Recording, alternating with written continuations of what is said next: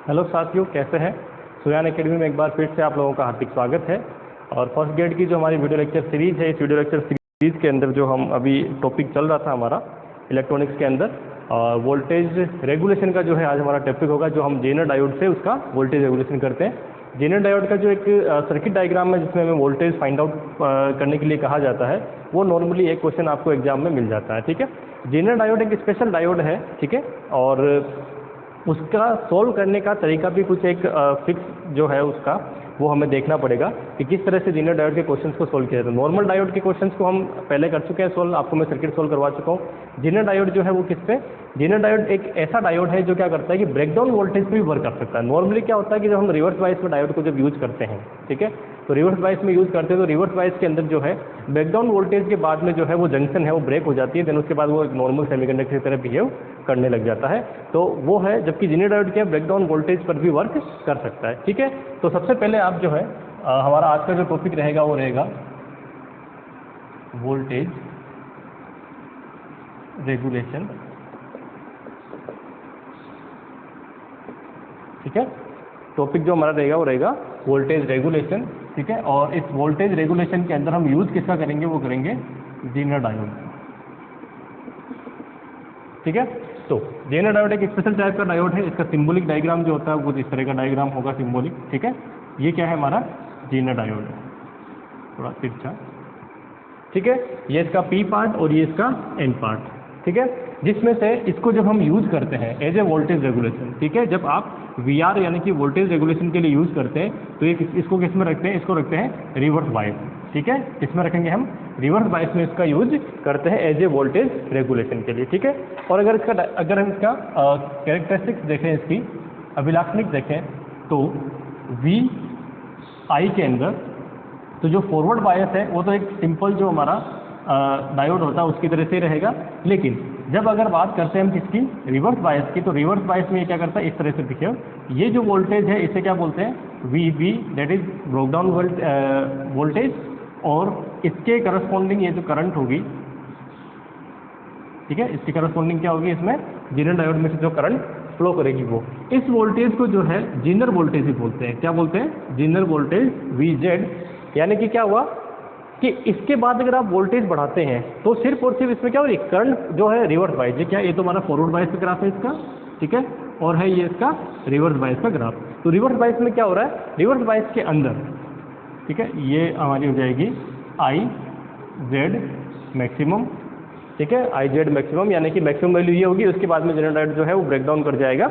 ठीक है, तो यानी कि वोल्टेज इंक्रीज करने पर क्या होगा, इस पॉइंट के बाद में, इस पॉइंट के बाद वोल्टेज इंक्रीज करने के बाद क्या होगा कि आपका जो है जेनर डायोड में करंट तो बढ़ेगी लेकिन वोल्टेज जो है उसके नहीं बढ़ने वाला। ठीक है, तो इसका मतलब क्या हुआ, ये जो एरिया है हमारा यहाँ से यहाँ तक का, ठीक है, ये यहाँ से यहाँ तक का जो एरिया है इसे मैं अगर कहता हूँ, ठीक है, तो ये क्या करेगा, ये वोल्टेज रेगुलेशन के लिए यूज में आएगा। किसमें आएगा, वोल्टेज रेगुलेशन में। ठीक है, इनिशियली यहाँ से यहाँ तक क्या कर रहा है, एक नॉर्मल डायोड की तरह बिहेव कर रहा है, और इसके बाद में यहाँ नॉर्मल डायोड क्या होता है, इससे ज़्यादा वोल्टेज देने पे ब्रेकडाउन हो जाता है, लेकिन ये क्या कर रहा है, ब्रेकडाउन पे भी करंट में इसमें चेंज, मतलब जो है इंक्रीज होगी लेकिन वोल्टेज इंक्रीज नहीं होगा। तो इसका मतलब ये जो पोर्शन है इसमें वोल्टेज क्या है, रेगुलेट है, वोल्टेज में कोई चेंजेस नहीं हो रहा है, इसलिए इसका किस तरह से यूज करते हैं, वोल्टेज रेगुलेशन में यूज करते हैं। ठीक है, तो रिवर्स बायस का हम क्या करेंगे, जेनर डायोड में वोल्टेज रेगुलेशन में यूज करने वाले हैं। ठीक है, चलिए तो हम आते हैं इसके प्रैक्टिकल पार्ट पे, एप्लीकेशन पे।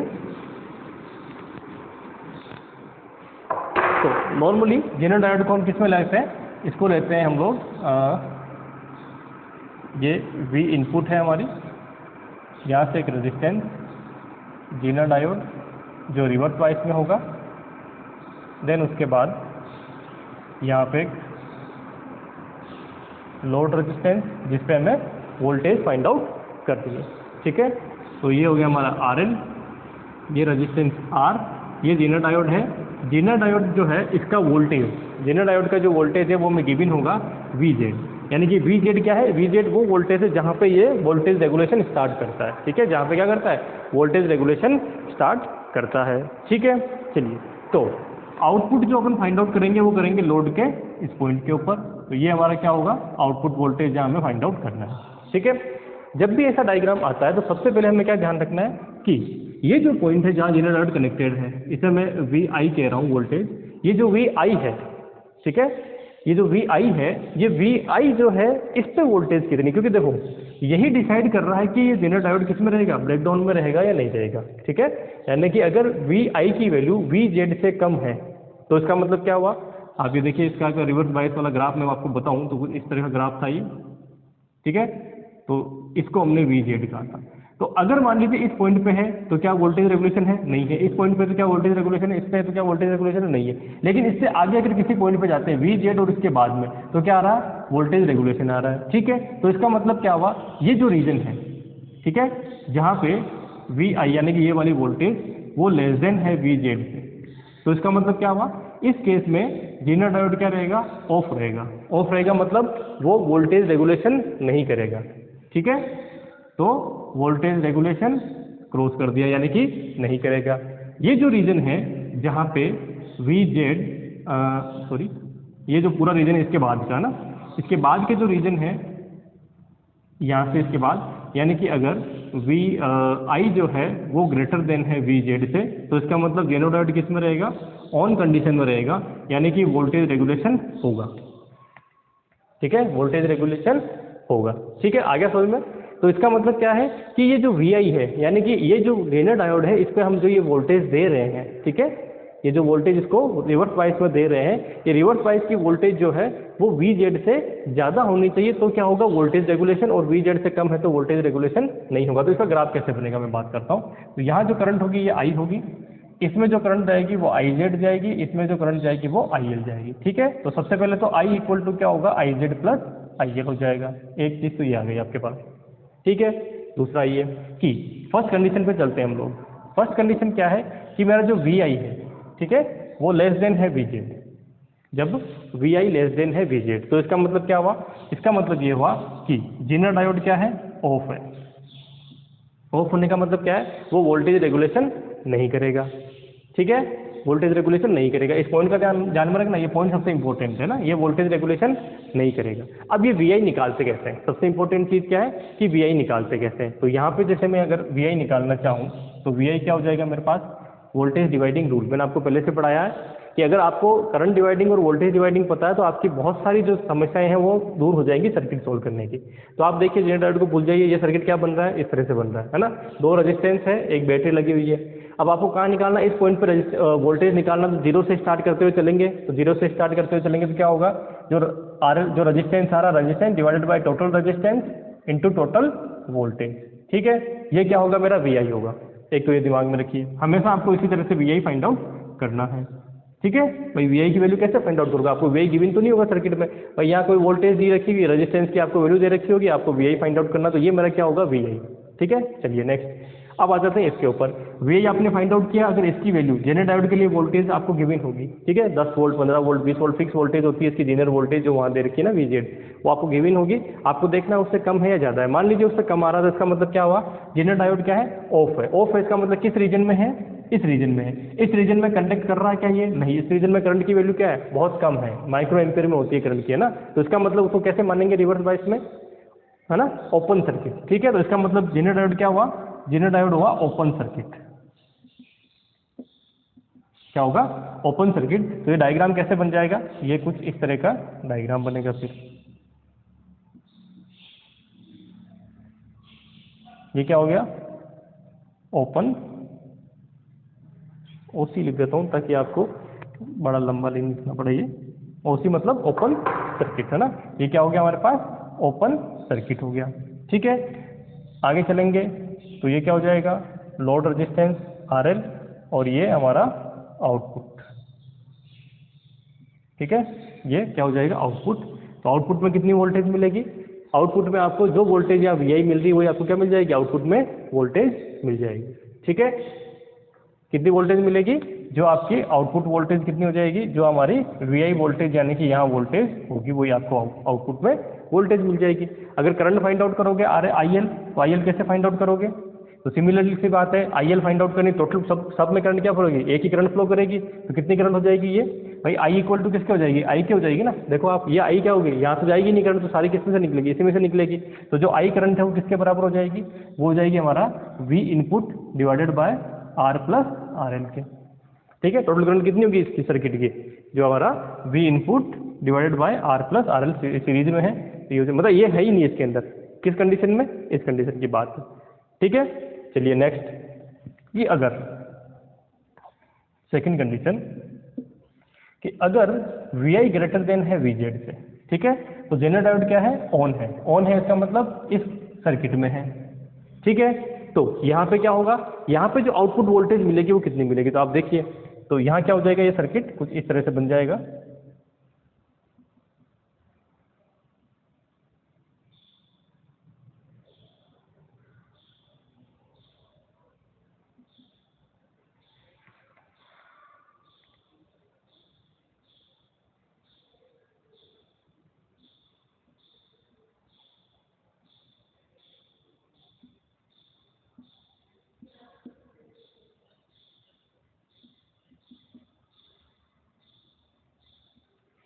ठीक है, ये सर्किट रहेगा।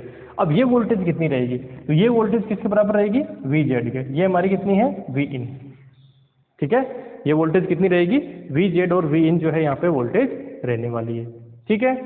चलिए नेक्स्ट, की जब ये आपके पास कंडीशन है तो इस कंडीशन में क्या क्या चीजें होंगी वो बात करते हैं। तो सबसे पहले आप देखिए आउटपुट वोल्टेज किसके बराबर होगा? तो देखो आउटपुट वोल्टेज किसके बराबर होगा? इस वी जेड के। क्यों होगा? क्योंकि आप देखिए ये दोनों किसमें? पैरेलल में है। तो इसका मतलब क्या हुआ? पहली कंडीशन जो यहाँ पे आती है हमारे पास, फर्स्ट जो कंडीशन हमारे पास आई वो ये आई कि आउटपुट वोल्टेज जो होगा, है ना, यहाँ लिख देता हूँ, चलिए, आउटपुट वोल्टेज होगा वो किसके बराबर होगा? वी जेड के। यहाँ चाहे कितना ही वोल्टेज रहे, इस वैल्यू में कितना ही वोल्टेज रहे, आउटपुट में कितना मिलेगा हमें? यही वोल्टेज मिलेगा। तो आउटपुट करंट कितनी हो जाएगी? ठीक है, आउटपुट वोल्टेज इतना है तो आउटपुट करंट जो है वी एल वो कितनी हो जाएगी? यहाँ पे वोल्टेज कितना है? वी जेड, तो ये कितना हो जाएगा? We Z upon R L हो जाएगा। कितना हो जाएगा? We Z upon R L हो जाएगा, ठीक है। हो गई कंडीशन सॉल्व। अब आगे आ जाइए, आई फाइंड आउट करनी है, ठीक है। आई कैसे फाइंड आउट करेंगे? तो आप देखिए यहाँ वोल्टेज कितनी होगी? वी जेड के इक्वल होगी। कितनी होगी वोल्टेज? वी जेड के इक्वल होगी। तो जब वोल्टेज वी जेड के इक्वल होगी तो आई कितनी हो जाएगी? वो हो जाएगी V in minus V Z upon R के, ठीक है। आई कितनी हो जाएगी? यहाँ कितनी होगी वोल्टेज? वी जेड के इक्वलेंट, तो वी जेड, और यहाँ कितनी? वी, तो V minus V Z upon R, तो वो क्या हो जाएगी आपकी? आई हो जाएगी। अब मान लीजिए आपको आई जेड फाइंड आउट करना है, तो आई जेड कितना हो जाएगा? आई माइनस आई एल। आई हमने यहाँ से निकाल ली, आई एल हमने यहाँ से निकाल ली, ठीक है। तो सारी चीज़ें आ गई। तो आपको कुछ भी पूछे तो आप इस वाले फॉर्मूले से क्या कर सकते हैं? फाइंड आउट कर सकते हैं, ठीक है। कोई समस्या? ठीक है, हो गया सिंपल। तो दोनों कंडीशन है कि अगर यहाँ जो वोल्टेज है वो वी जेड से कम है तो ओपन सर्किट, इस तरह सर्किट सोल्व हो जाएगा। यहाँ की वोल्टेज अगर इससे ज़्यादा है तो क्या होगा? ये कंडक्ट करेगा, इस ऑन कंडीशन में आ जाएगा। ऑन कंडीशन में आपके पास ये तीनों चीज़ें यहाँ से आपको मिल जाएंगी, ठीक है। न्यूमेरिकल करके देखते हैं, उसके बाद इसको आगे आपको एक न्यूमेरिकल करोगे तो ज़्यादा अच्छे से समझ में आ जाएगा, ठीक है। लेकिन कंडीशन यही है, इन कंडीशन पे हमें फॉलो करना है कि जेनर डायोड ऑफ है तो कैसे वर्क करेगा और ऑन है तो कैसे वर्क करेगा, ठीक है। चलिए, तो ये सर्किट तो काम आएगा इसी अपने।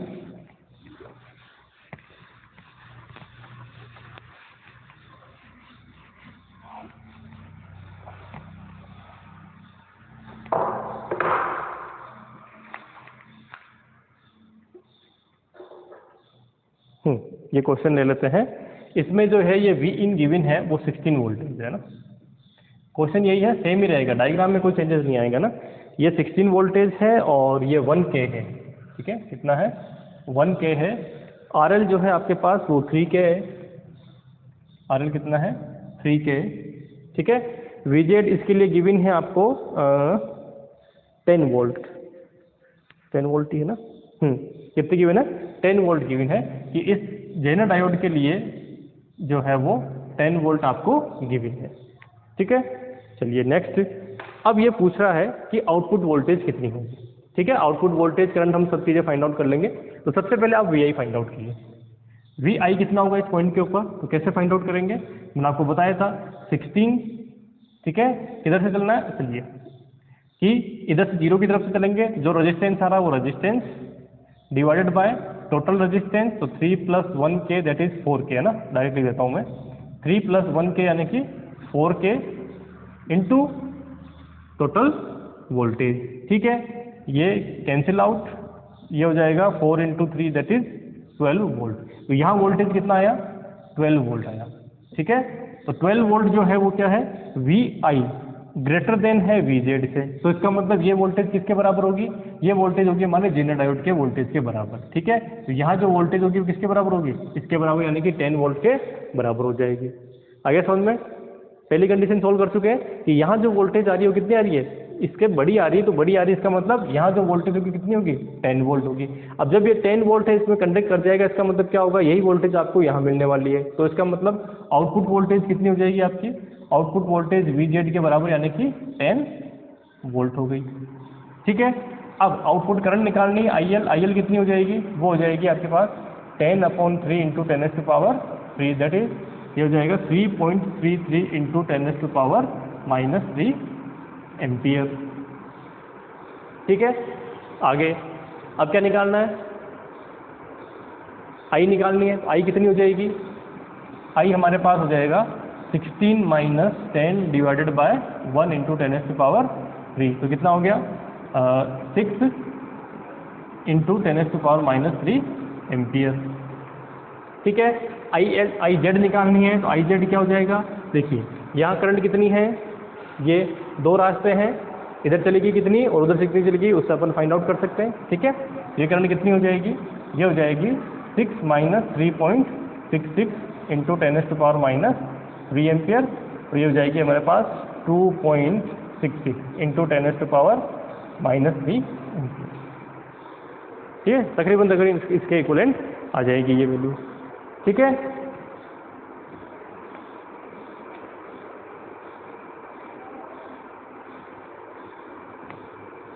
कोई समस्या नहीं है ना। तो ये सोल्व कर लेंगे हम लोग यहाँ से, और ये वैल्यू आपके पास इस तरह से आ जाएंगी। तो आप सारी इक्वेशन जो है वो सोल्व कर सकते हैं।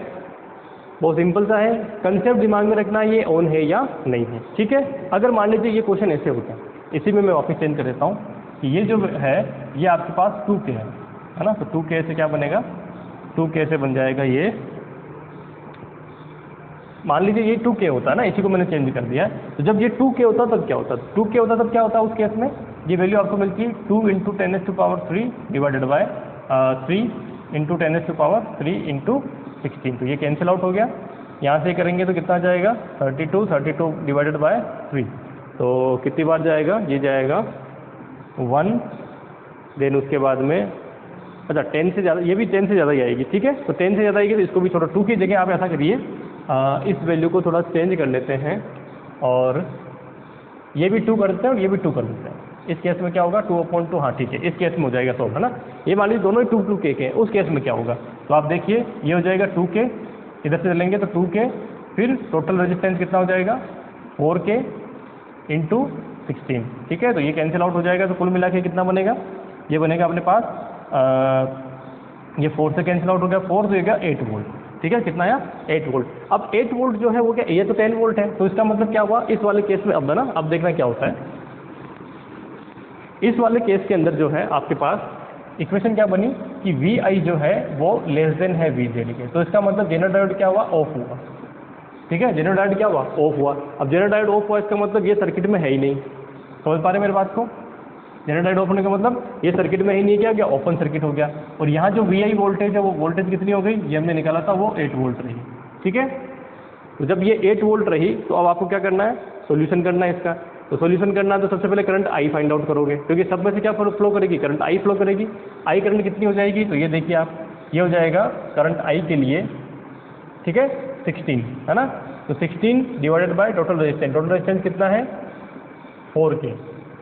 ठीक है, ये कैंसिल आउट हो जाएगा, कुल मिला के कितना हो गया 4 इंटू 10⁻³ एम्पियर। ठीक है, ये करंट आ गई आपके पास। अब यही करंट किसमें से फ्लो करेगी, इसमें, क्योंकि आई और IL क्या होगी आपकी, इक्वल होगी। ठीक है, आई और IL क्या होगी, इक्वल होगी। तो आउटपुट वोल्टेज कितना हो जाएगा, वो हो जाएगा IL इंटू RL। IL कितना है 4 इंटू 10⁻³ और ये कितना है 2 इंटू 10⁻³। तो कुल मिला के कितना हो गया 8 वोल्ट, क्योंकि जो यहाँ, और दूसरी बात है क्योंकि जो यहाँ वोल्टेज मिलेगा वो यहाँ मिलेगा। ठीक है, ऐसे भी निकाल सकते हो। और दूसरा मैंने कहा ही था कि आउटपुट वोल्टेज किसके बराबर होगा, VI के। ठीक है, तो यहाँ जो वोल्टेज है वो क्या होगा, वोल्टेज ड्रॉप सारा का सारा यहाँ होता है, क्योंकि आगे कितना हो रहा है 0 वोल्टेज ड्रॉप, तो उससे भी आप देख सकते हैं। ठीक है, किसी भी तरह से निकालेंगे आपके आंसर जो है वो सेम ही आना है, कोई चेंजेस उसमें आना नहीं। जब तक आप फिजिक्स सही यूज़ करते हैं तो कोई समस्या आपके साथ आने वाली नहीं है, ठीक है। तो जेनर डायोड का जो क्वेश्चन है वो ये है। अब जेनर डायोड के 2 क्वेश्चन और भी बनते हैं, ठीक है। जब वोल्टेज को वेरी करते हैं और जब इसको अपन रेजिस्टेंस को वेरी करते हैं, लोड रेजिस्टेंस को, लेकिन वो दोनों केस में आपको यहाँ कराने वाला नहीं है, ठीक है।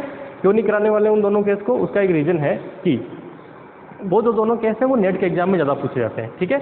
यहाँ पे अपने को सिर्फ जेनर डायोड के बेसिक जो चीज़ें हैं उसके बारे में फर्स्ट ग्रेड में आपको पूछेंगे, तो मैंने बेसिक चीज़ें आपको करवा दी है, ठीक है। जब हम नेट की वीडियो जब प्रिपेयर करेंगे तो उस टाइम जेनर डायोड के बारे में जो वो दोनों चीज़ें देखेंगे। अब नेक्स्ट केस में क्या होगा कि जैसे मान लीजिए वो थोड़ा हाई केस हो जाता है ना, तो हाई लेवल पर उतना हमें जाना नहीं है, ठीक है। उस केस में क्या है कि अगर मान लीजिए ये वेरिएबल है, तो ये वेरिएबल है तो क्या होगा, जब देखिए आप इसको वेरी करते हैं उसके अकॉर्डिंग क्या होता है, वी आई भी वेरी, अभी हमने देखा भी था वी आई वेरी होता है, तो ये इसकी मिनिमम और मैक्सिमम वैल्यू क्या होगी। दूसरा केस क्या हो जाएगा, वो वेरी नहीं कर रहा है और ये वेरी कर रहा है, ठीक है। मान लीजिए ये जो आपके पास वोल्टेज वेरी कर रही है, वोल्टेज वेरी कर रही है तो वोल्टेज की वजह से भी चेंज होगा ना। यहाँ पे कि वोल्टेज की क्या वैल्यू रखें, मिनिमम और मैक्सिमम, कि सर्किट में क्या हो, ये वोल्टेज रेगुलेशन की तरह वर्क करें, ठीक है। तो इस तरह की चीज़ें आती है। लेकिन नॉर्मली मैंने आपको देखा है कि फर्स्ट गेट जो जिस लेवल पे आपके चलता है उस लेवल में ये वेरिएबल वाला केस आपके नहीं लिया जाएगा, ठीक है। तो जो वोल्टेज रेगुलेशन वाला केस है वो हमने यहाँ पे कंप्लीट कर देना है, ठीक है। इसके क्वेश्चन आप जो है वो करते रहिए। अब आते हैं इससे अगले वाले टॉपिक पे, ठीक है। हमारा जो नेक्स्ट टॉपिक रहेगा वो रहेगा ट्रांजिस्टर पे बेस्ड, ठीक है। क्योंकि अब डायोड हम पढ़ चुके हैं, डायोड में जेनर डायोड पढ़ लिए, नॉर्मल डायोड पढ़ लिए, आइडियल वाइडियल सारे डायोड हमने जो है पीएन जंक्शन वाले पढ़ लिए हैं। नेक्स्ट हमारा जो टॉपिक रहेगा किस पे रहेगा, वो पूरा बेस्ड रहेगा ट्रांजिस्टर पे, ठीक है। आइए स्टार्ट करते हैं। तो अगला टॉपिक है हमारा ट्रांजिस्टर, ठीक है। ट्रांजिस्टर में भी कौन सा ट्रांजिस्टर है हमारे पास, बाईपोलर ट्रांजिस्टर, ठीक है। बाईपोलर जंक्शन ट्रांजिस्टर जिसे हम कहते हैं। बाईपोलर क्यों कहते हैं, देखो 2 चीज़ें हैं आपके पास दिमाग में कि ट्रांजिस्टर जो है उसके बारे में अब जैसे थ्योरेटिकल पढ़ना चाहें तो इतना सारा है कि आपके मैं सिर्फ 3-4 क्लासेज जो है वो उसी में लगा सकता हूँ, लेकिन अपने को लगानी नहीं है। सिर्फ और सिर्फ बेसिक चीज़ें देखनी है ट्रांजिस्टर के बारे में, ठीक है। तो ट्रांजिस्टर क्या है, 2 टाइप के होंगे, पहला होगा पीएनपी और दूसरा है एनपीएन, है ना। पीएनपी और एनपीएन, ठीक है। ट्रांजिस्टर क्योंकि 3 उसके टांगे हैं, ठीक है, इसलिए क्या बोलते हैं उसको ट्रांजिस्टर बोलते हैं, ठीक है। कैसे कैसे होती है तो आप देखिए, पीएनपी ट्रांजिस्टर का मतलब है, देखो ये बनाने वाला जो डायग्राम है ना उसी को ढंग से बना लेना आप, उसी से आपकी सारी चीज़ें क्लियर हो जाएंगी, ठीक है। ये आपके पास पहला पार्ट, ये दूसरा पार्ट और ये तीसरा पार्ट, ठीक है। पी एन और पी। पी पार्ट में क्या होते हैं, होल होते हैं, तो ये आपके पास यहाँ पे खूब सारे होल होंगे और कुछ एक इलेक्ट्रॉन। सिमिलरली एन पार्ट में क्या होंगे, इलेक्ट्रॉन और कुछ एक होल, फिर इसके अंदर होल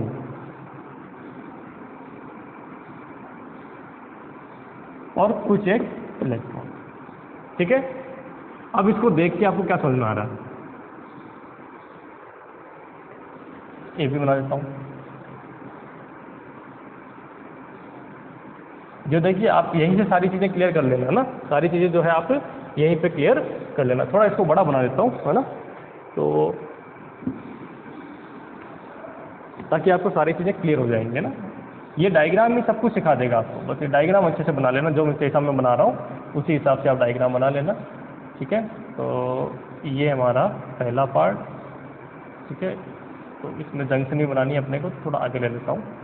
तो ये जंक्शन हो गई, ये दूसरा पार्ट, ये जंक्शन हो गई और ये तीसरा पार्ट, ये पी पार्ट, ये एन पार्ट और ये पी पार्ट। पी पार्ट में क्या होंगे, होल होंगे, ठीक है। तो ये होल बना दिए, ठीक है।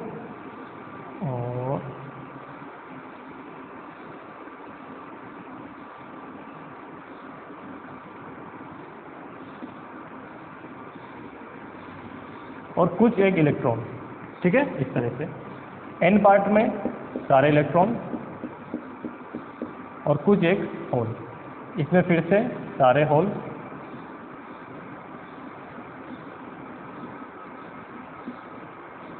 आज सिर्फ ट्रांजिस्टर के बारे में थ्योरी पढ़ेंगे, है ना, क्योंकि जहाँ थ्योरेटिकल क्वेश्चन आता है वो इम्पोर्टेंट है। और कुछ एक इसमें क्या होंगे, इलेक्ट्रॉन होंगे, ठीक है। तो अब देखिए ये जो जंक्शन होगी ये क्या है, हमारी जंक्शन, ठीक है। जंक्शन में इसका नाम भी मैं दूंगा। तो जब ये पी पार्ट है, पी पार्ट में क्या होंगे यहाँ पे नेगेटिव आइंस, क्योंकि ये क्या करते हैं ग्राही होते हैं, है ना, एक्सेप्टर होते हैं। या क्या होंगे पॉजिटिव, क्योंकि ये डोनर होते हैं।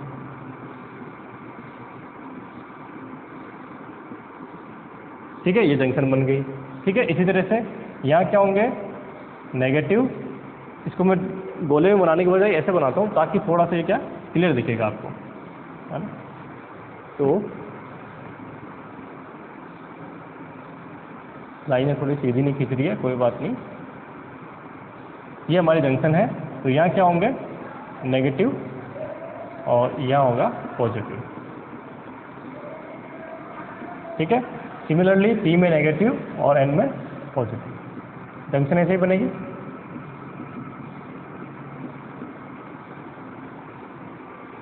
ये हमारा पीएन, इसके अंदर जो है इसको हम बोलते हैं एमिटर।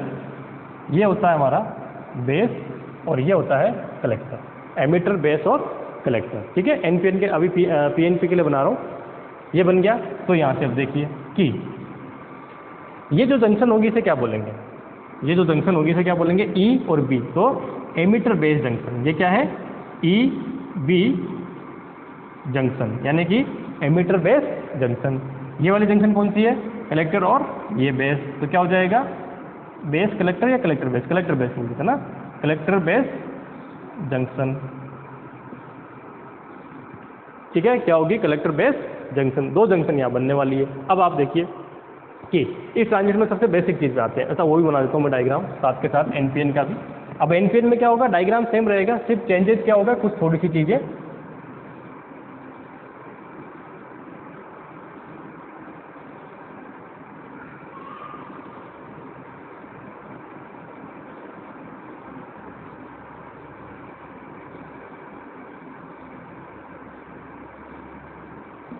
इसमें एन पार्ट है, ये पी पार्ट है, ये एन पार्ट है। ठीक है, तो बेसिकली सबसे ज़्यादा क्या रहेंगे इसमें इलेक्ट्रॉन और कुछ एक होल।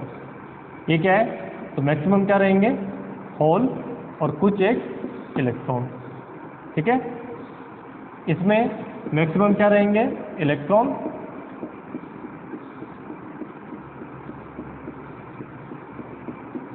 और कुछ एक होल।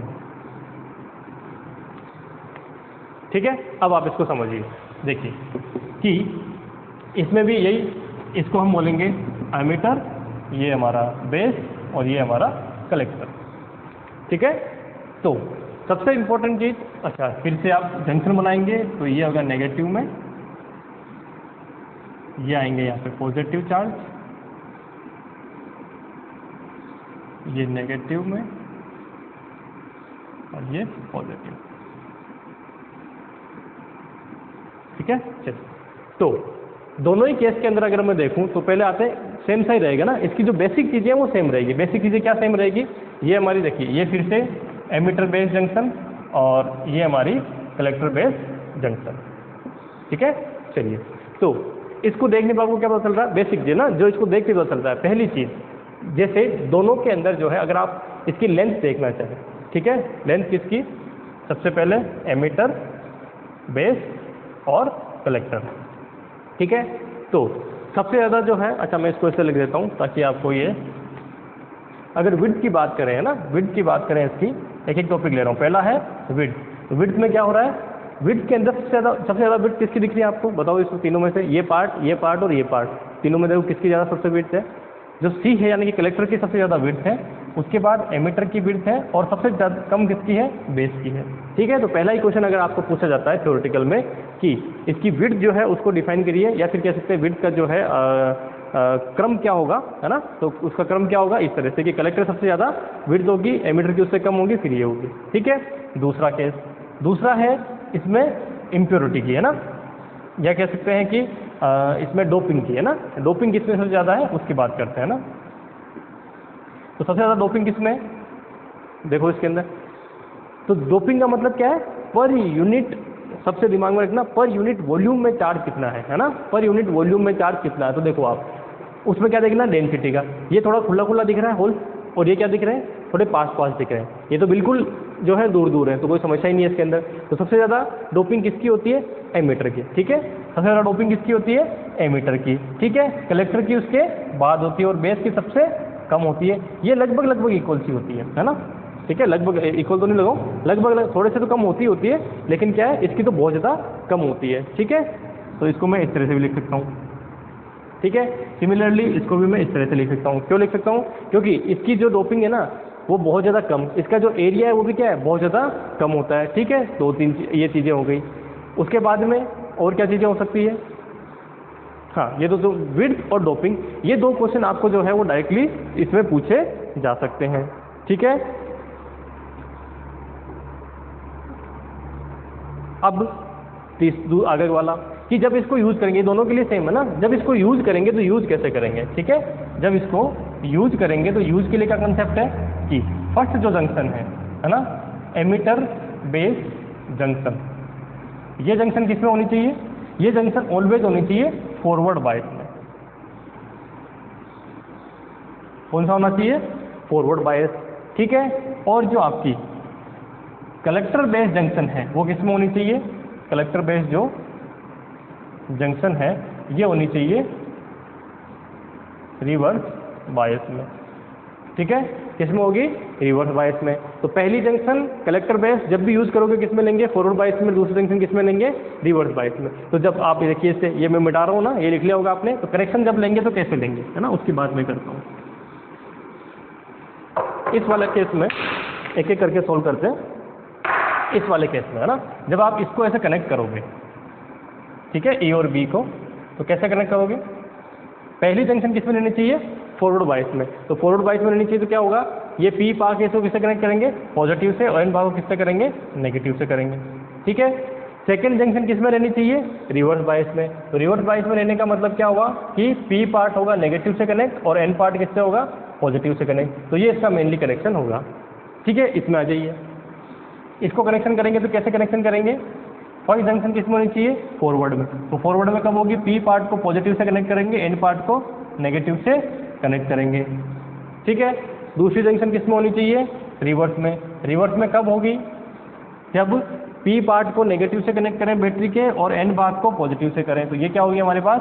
रिवर्स बायस हो जाएगी, ठीक है। तो ये कनेक्शन हो गए, जो लिखा था वही कर रहे हैं, ठीक है। तो इस तरह से आपके इसके क्या होंगे? कनेक्शन होंगे। अब आप देखिए यहाँ से कि जब ये फॉरवर्ड बायस में होगी, समझ लेना इसको यहाँ से, जब ये फॉरवर्ड बायस में होगी तो इसका मतलब होल किस तरफ मूव करेंगे? इस तरफ मूव करेंगे। इधर वाले इलेक्ट्रॉन किस तरफ मूव करेंगे? इस तरफ मूव करेंगे, ठीक है। तो जंक्शन को क्या करेंगे? पार करेंगे। तो जंक्शन को जब पार करेंगे, ठीक है, अभी इसको भूल जाना ना, जंक्शन को जब पार करेंगे तो सारे के सारे होल कहाँ पहुँच जाएंगे?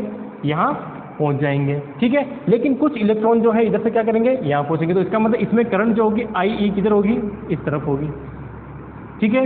अब यहाँ से जब ये इधर पहुँचेंगे तो इसके बाद ये भी रास्ता है, तो कुछ करंट क्या होगी? आई भी इधर चली जाएगी, ठीक है, जो इलेक्ट्रॉन की वजह से। इलेक्ट्रॉन यहाँ से कूदेंगे ना ऊपर, ठीक है, तो इलेक्ट्रॉन इधर से कूदेंगे तो आई भी क्या होगी? इधर करंट फ्लो करेगी, ठीक है। आई ई अंदर गई, आई भी इधर से निकली। इस जंक्शन की बात कर रहा हूँ ना, जंक्शन में क्या होगा? आई ई करंट आगे पहुँचेगी, उस आई ई में से कुछ आई भी इधर चलेगी, बाकी क्या होगा? अब आप देखिए यहाँ सारे के सारे होल आ जाएंगे, ठीक है, क्योंकि ये फॉरवर्ड बायस में तो सारे के सारे होल कहाँ आ गए? यहाँ आ गए। कुछ होल का इसके साथ क्या होगा? इलेक्ट्रॉन का रिकॉम्बिनेशन, तो कुछ होल क्या हो गए? कम हो गए। अब आगे वाली कंडीशन में देखिए, ये किस में है? रिवर्स में। तो इसका मतलब क्या हुआ? रिवर्स में इसका मतलब अब यहाँ जो होल है ये ना रिवर्स बायस में, तो होल जो यहाँ पे क्या थे? माइनॉरिटी में, अब क्या होंगे? मेजॉरिटी में हो जाएंगे, ठीक है। अब आप देखिए रिवर्स बायस में होल किस तरफ मूव करते हैं? नेगेटिव की तरफ। तो नेगेटिव कौन सा है इसका? एंड, ये वाला नेगेटिव एंड है। तो यहाँ जो होल है वो किधर पहुँचेंगे? अगली बार में यहाँ पहुँचेंगे। तो आई सी जो होगी वो किधर हो जाएगी? इस तरफ हो जाएगी। तो ये जो करंट यहाँ से फ्लो करेगी वो कौन सी होगी? आई सी होगी। तो कुल मिला के आपको क्या मिला कि जो आई ई है वो किसके बराबर होगी? आई बी प्लस आई सी के बराबर होगी, ठीक है। यहाँ जाइए, पहली जंक्शन किस में है? रिवर्स में, ठीक है, सॉरी फॉरवर्ड में। तो फॉरवर्ड में इसका मतलब यहाँ पे मेजॉरिटी आयन कौन है? इलेक्ट्रॉन। इलेक्ट्रॉन पर फोर्स किस तरफ लगेगा? इस पॉजिटिव की तरफ। तो इलेक्ट्रॉन किस तरफ पहुँच जाएंगे? इलेक्ट्रॉन इस तरफ पहुँच जाएंगे। ये करंट कौन सी होगी? आई ई होगी, ठीक है। आई ई में से कुछ करंट क्या होगी? आई भी इधर आएगी, ठीक है। कुछ होल का क्या होगा? इलेक्ट्रॉन का रिकॉम्बिनेशन, बाकी सारे इलेक्ट्रॉन कहाँ पहुँच जाएंगे? यहाँ पहुँच जाएंगे, ठीक है। तो आई सी करंट कौन सी होगी? वो तो फिर इक्वेशन यहाँ से क्या बन रही है? सेम इक्वेशन कि I E is equal to I C plus I B बन रही है, ठीक है।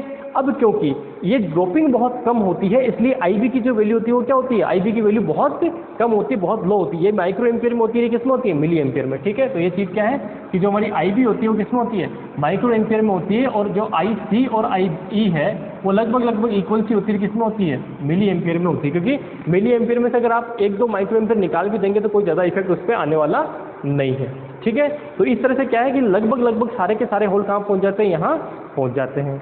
ठीक है, तो अब एक चीज़ और समझिए कि अगली क्या है, अगला आते हैं किसके ऊपर कि इसका जो क्या बोलते हैं इनपुट रेजिस्टेंस पे क्या इफेक्ट पड़ेगा। ठीक है, तो ये क्या है हमारा इनपुट रेजिस्टेंस, ये क्या आउटपुट, भाई ये इनपुट वाला पार्ट है, ये आउटपुट वाला पार्ट है ना। ठीक है, तो आप देखिए पहली जंक्शन किसमें है, रिवर्स बाइस में। जब भी डायोड पहली जंक्शन किसमें, फॉरवर्ड बाइस में ना। तो फॉरवर्ड बाइस में डायोड का रेजिस्टेंस कितना होता है, लो होता है या हाई होता है, फॉरवर्ड बाइस में, फॉरवर्ड बाइस में लो होता है। ठीक है, तो इसका मतलब क्या हुआ कि ट्रांजिस्टर में जो है वो इनपुट रेजिस्टेंस वो क्या होता है, वो होता है लो। ठीक है, और आउटपुट रेजिस्टेंस ये किस में है, रिवर्स बाइस में जंक्शन है, जिसका मतलब आउटपुट रेजिस्टेंस क्या होगा, हाई होगा। ठीक है, या इनपुट या आउटपुट के बजाय तो मैं इस तरह से लिख देता हूं कि ये जो आपकी EB जंक्शन है, ठीक है, तो EB जंक्शन रेजिस्टेंस ये क्या होगा, लो होगा। और अगला है CB जंक्शन रेजिस्टेंस, ये क्या होगा, ये होगा हाई। क्यों, क्योंकि ये किस में है, फॉरवर्ड बाइस में है, और ये किस में है, रिवर्स बाइस में है। बन गया क्वेश्चन। अभी देखिए आपके कम से कम 10-12 क्वेश्चन बन रहे हैं यहाँ से, है ना। धीरे धीरे आपके थ्योरेटिकल क्वेश्चन बनते ही जा रहे हैं। देखिए पहला क्वेश्चन मैंने आपको बताया था, क्या क्वेश्चन बन गया था, जब आपको डोपिंग की बात करी, फिर विड्थ की बात करी कि किसकी विड्थ ज़्यादा किसकी विड्थ कम होगी, फिर उसके बाद में कनेक्शन कैसे होंगे, कौन सी जंक्शन फॉरवर्ड में कौन सी रिवर्स में रहेगी, उसके बाद फॉरवर्ड रिवर्स है तो करंट की इक्वेशन बन गई, करंट की इक्वेशन से आके रेजिस्टेंस निकल गए, रेजिस्टेंस कौन सा कैसे होगा।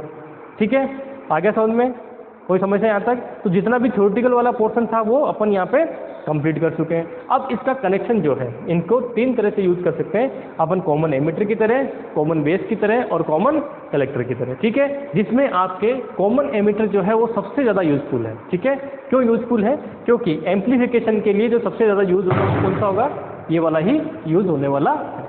ठीक है, चलिए तो अब इनके यूज पूछे जा सकते हैं। नेक्स्ट क्या है कि कॉमन एमिटर, कॉमन कलेक्टर और कॉमन जो आपके पास बेस है, इनके यूज क्या है। ठीक है, पहले वो देख लीजिए, उसके बाद हम एक एक करके उस पर चलेंगे। ठीक है, मैं नॉर्मली जो है आपको कॉमन एमिटर, ठीक है, कॉमन बेस और कॉमन कलेक्टर में से कॉमन एमिटर पे ज़्यादा जोर रखूंगा। क्यों, क्योंकि क्वेश्चन जो है वो कॉमन एमिटर के ज़्यादा पूछे जाते हैं और वो सबसे इंपॉर्टेंट भी है। कॉमन एमिटर क्या है, सबसे इंपॉर्टेंट केस कौन सा है, वही है, क्योंकि एम्प्लीफिकेशन के लिए क्या यूज़ करते हैं हम, उसी को यूज़ करते हैं। नॉर्मली हम एम्पलीफायर ही सारे पढ़ते हैं। ठीक है, चलिए तो ये हो गया। चलिए नेक्स्ट जो है आते हैं हम लोग इस पर, इसकी जो कैरेक्टरिस्टिक्स है वो कैसी होगी उसके बारे में बात करेंगे। ठीक है, हालांकि मुझे पता है कैरेक्टरिस्टिक्स का कोई क्वेश्चन आता नहीं है आपको। ठीक है, लेकिन क्योंकि अब थ्योरेटिकली हमें सारा पढ़ना पड़ेगा, क्योंकि वो जो चीज़ें आपको आएंगी तभी हम आगे चलेंगे, तो इसमें मैं ज़्यादा टाइम दे ना रहा हूँ। सिंपली मैं आपको क्या कर रहा हूँ, अच्छा सिंबॉलिक डायग्राम नहीं बनाया मैंने इसका ना, एक सिंबॉलिक डायग्राम भी देख लीजिए आप कि PNP का कैसा होगा और NPN का कैसा होगा, है ना, सिंबॉलिक डायग्राम। तो सिंबॉलिक डायग्राम में क्या होगा, तो ट्रांजिस्टर है तो इस तरह से कनेक्शन होगा इसका, तो ये देख लीजिए।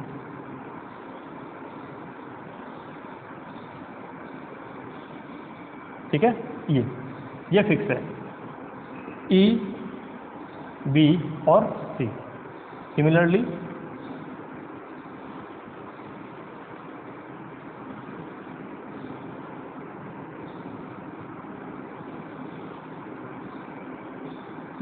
E, B और C। ठीक है, यहाँ तक कोई चेंजेस नहीं। अब है सिर्फ करंट की डायरेक्शन में। ठीक है, किसमें चेंजेस है, करंट की डायरेक्शन में। तो आप देखिए क्या था उसके अंदर कि जब हमने बात करी किसकी, जब हमने बात करी NPN की, तो NPN में क्या हो रहा था, होल्स जो थे वो आगे बढ़ रहे थे। ठीक है, इधर B में क्या हो रहा था, ये E था, B में क्या था, इलेक्ट्रॉन की वजह से करंट फ्लो कर रही थी ये, फिर होल जो है वो EC में आगे चल रहे थे। ठीक है, तो EC में क्या रहे थे, होल आगे चल रहे थे, तो ये होल वापस यहाँ पहुँच रहे थे। यही कनेक्शन था हमारे पास। ठीक है, तो देखो करंट की डायरेक्शन क्या है, इस जंक्शन में E से B जंक्शन में क्या है, E से B की ओर जा रही है करंट, क्या हो रही है, E से B की ओर जा रही है, क्या है, NPN ट्रांजिस्टर। ठीक है, अगला देखिए, अगले में क्या था, इलेक्ट्रॉन थे। ठीक है, तो इलेक्ट्रॉन क्या कर रहे थे, इस तरफ आगे बढ़ रहे थे, तो होल करंट क्या होगी, इसके अपोजिट होगी ई में, ठीक है। आई क्या होगी, इसके अपोजिट होगी, ठीक है। अब यहाँ से बी पार्ट में क्या हो रहा था, होल किधर आ रहे थे, ऊपर की ओर, ठीक है। होल किधर आ रहे थे, इलेक्ट्रॉन इधर जा रहे थे, होल किधर आएंगे, ऊपर की ओर आ रहे थे, ठीक है। फिर आगे इसमें आ जाइए, सी पार्ट में क्या हो रहा था, इलेक्ट्रॉन जो थे वो क्या कर रहे थे, इधर जा रहे थे। तो जब इलेक्ट्रॉन इस तरफ जा रहे हैं तो करंट किस तरफ आएगी, इसकी इस तरफ आएगी, ठीक है। करंट किस तरफ आएगी, इस तरफ आएगी। तो कुल मिला के क्या हो रहा है इस केस के अंदर, भाई इलेक्ट्रॉन जिधर जा रहे हैं उसके अपोजिट में क्या होगी, करंट होगी। तो इलेक्ट्रॉन करंट किधर आ रही है, आई ई जो है वो बी से ई की तरफ आ रही है, किधर आ रही है, बी से ई की तरफ। तो यहाँ क्या होगा, कनेक्शन ऐसे हो जाएगा, ठीक है। सिर्फ और सिर्फ इस करंट के डायरेक्शन से पता चल रहा है कि हमारे पास, ठीक है। दूसरा आप देख सकते हो पीएनपी में क्या, ये पी है, ये एन है, ये पी है, ठीक है। ये इसमें एन है, ये पी है, ये एन है। अब इससे भी देख सकते हो, उसको नहीं आ रहा तो क्या होगा कि यहाँ क्या हो रहे हैं, होल। तो होल किधर जा रहे हैं भाई, नॉर्मली क्या है, होल जो है पी पार्ट से एन पार्ट की ओर जाएंगे। जब होल इधर से इधर जाएंगे इसका मतलब करंट की डायरेक्शन क्या होगी, जो होल की डायरेक्शन होती है वही क्या होती है, करंट की डायरेक्शन होती है। तो इसका मतलब इधर से इधर आ रहे हैं। इधर क्या हो रहा है, इलेक्ट्रॉन है, इलेक्ट्रॉन किधर जा रहे हैं, पी पार्ट में जा रहे हैं। जब इलेक्ट्रॉन ई से बी में जा रहे हैं तो इलेक्ट्रॉन के अपोजिट क्या होती है, करंट होती है। तो इसका मतलब ये इधर आ जाएगा। तो दोनों ही तरह से आप देख सकते हैं, ठीक है। जो भी आपको कंसेप्ट समझ में आए उस कंसेप्ट से आप इसको सॉल्व कर सकते हैं, कोई बहुत बड़ी इसमें वो वाली बात है नहीं। तो ये क्या हो गया, हमारा सिंबॉलिक डायग्राम हो गया इसके, ठीक है। चलिए, इन दोनों को कहीं कहीं देखा मैंने ना, बहुत सारे लोग क्या करते हैं जब बनाते हैं ना तो कंसेप्ट तो यूज़ करते नहीं है, तो क्या करेंगे, इसको ऐसे मिला देते हैं, ये ऐसे तीनों। ये गलत चीज़ है, ठीक है। इसका मतलब तो क्या हुआ, इसका मतलब है कि आपने सीधा सीधा क्या कर दिया, दोनों को आपस में कनेक्ट कर दिया, इसमें बी का कोई रोल है ही नहीं, ठीक है। तो दिमाग में रखना, ये गलत है। डायग्राम क्या होना चाहिए, ये ऐसे होना चाहिए। बहुत सारी बुक्स में होता है, जो स्टैंडर्ड बुक्स नहीं होती है, ठीक है, हमारे जैसे अरे गहरे कोई भी जो बुक लिख देते हैं उसके अंदर ये गलतियाँ करते हैं, ठीक है। चलिए, क्यों भाई अरे गहरा है ना। चलिए आगे चलते हैं। सबसे पहले आते हैं, सिंबॉलिक डायग्राम हमारा हो गया। देन उसके बाद में नेक्स्ट है हमारे पास कि इनकी कैरेक्टरिस्टिक कैसी होगी ना। तो कॉमन बेस, कॉमन एमिटर और कॉमन कलेक्टर की बात करते हैं। सबसे पहले हमारे पास आता है नंबर फर्स्ट पे कॉमन बेस, सबसे सिंपलेस्ट, ठीक है। तो कॉमन बेस में क्या होगा, देखो अब मैं ना इसके अंदर पूरे आपकी यूज़ नहीं कर रहा हूँ, है ना, सारी चीज़ें मैं सिर्फ समझाने के लिए चीज़ें यूज़ कर रहा हूँ। हमारे इसमें कोर्स में भी इतना है नहीं ये सब चीज़ें, मतलब कोर्स में तो है लेकिन ये एग्जाम के पॉइंट ऑफ व्यू से कोई बहुत ज़्यादा इंपॉर्टेंट है नहीं, ठीक है। कैरेक्टरिस्टिक्स कैसी होती है तो मैं डायरेक्टली यूज़ कर रहा हूँ और मैं पीएनपी यूज़ कर रहा हूँ, ठीक है। कौन सा यूज़ कर रहा हूँ, पीएनपी जो है मैं ट्रांजिस्टर इसको यूज़ कर रहा हूँ। तो उस केस में क्या हो जाएगा पीएनपी वाले केस में, कि पीएनपी वाले केस के अंदर जो है ये इस तरह से कनेक्शन होगा इसका, और ये वाला जो है वो रिवर्स बाइस में, ठीक है। तो रिवर्स का मतलब है इको नेगेटिव, ठीक है। चलिए रिवर्स बाइस, तो ये रिवर्स बाइस, ठीक है। यहाँ से ये करंट जो फ्लो करेगी वो कितनी होगी, आई ई, ठीक है। इधर बाहर कितनी आएगी, आई बी, और इधर आउटपुट में कितनी हो जाएगी, आई सी हो जाएगी, ठीक है। तो पहले आते हैं इनपुट कैरेक्टरिस्टिक्स पे। तो इनपुट कैरेक्टरिस्टिक्स में क्या होगा, तो आप दिमाग में रखिए कि इनपुट के अंदर सबसे इम्पोर्टेंट जो चीज़ है, अच्छा इसको नाम भी देता हूँ, ये ई दे देते हैं और इसको बी नाम दे देते हैं, बैटरी जो है, ठीक है। तो इनपुट कैरेक्टरिस्टिक्स में क्या होता है, इनपुट के अंदर होता है कि इनपुट वोल्टेज और इनपुट करंट, ठीक है। इनपुट वोल्टेज और इनपुट करंट, तो इनपुट वोल्टेज कौन सी है, तो इनपुट वोल्टेज जो यहाँ पे अपन देंगे, ठीक है। इस जंक्शन पे कौन सी वोल्टेज जाएगी, तो जंक्शन पे जो वोल्टेज जाएगी यहाँ से यहाँ तक उसे हम कह रहे हैं वी ई बी, ठीक है। क्या होगी, V E B. Output voltage कौन सी है, ये वाली, ये कौन सी होगी, वी सी बी होगी, ठीक है। तो इनपुट वोल्टेज जो हमारे पास है, तो इनपुट वोल्टेज क्या है, ये पैरामीटर जो होंगे वो ये होंगे भाई, इनपुट करंट और इनपुट वोल्टेज ये है। तो इसके बीच में मैं क्या बनाना है, ग्राफ बनाना है, ठीक है। ग्राफ बनाना, कब ग्राफ बनाना है, जब आउटपुट की वोल्टेज क्या हो, कांस्टेंट, ठीक है। ये तो क्या है इसके कैरेक्टरिस्टिक्स, तो ये हो जाएगा आई ई और सी बी, ठीक है।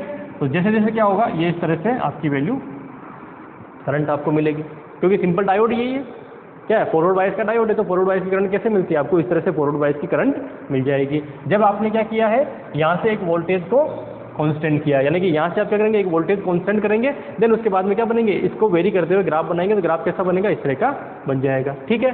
आउटपुट में क्या होगा, आउटपुट में आपको क्या है, जो वी वोल्टेज कौन सी है, सी बी है ना, ये सी बी लिख देगा, सॉरी सी बी नहीं है ना, ये ए बी है,